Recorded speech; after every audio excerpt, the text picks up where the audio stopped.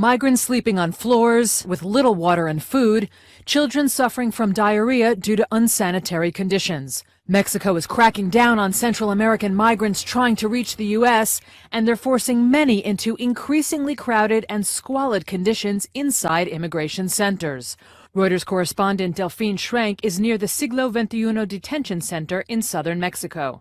Conditions for migrants apprehended by Mexican migration officials have been consistently terrible, according to at least half a dozen detainees who spoke with Reuters.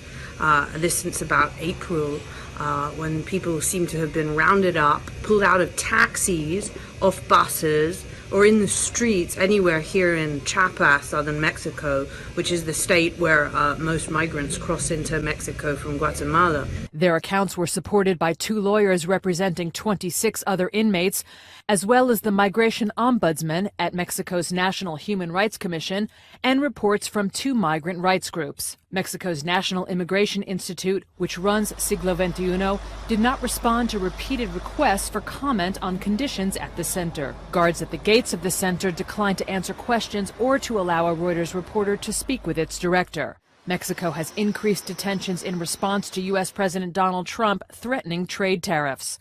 That has strained the country's underfunded network of centers, which already had a reputation for poor conditions. Reuters has had access to unpublished data from the government, which shows that the number of detentions of migrants has surged in the past 4 months, at least triple in the last month.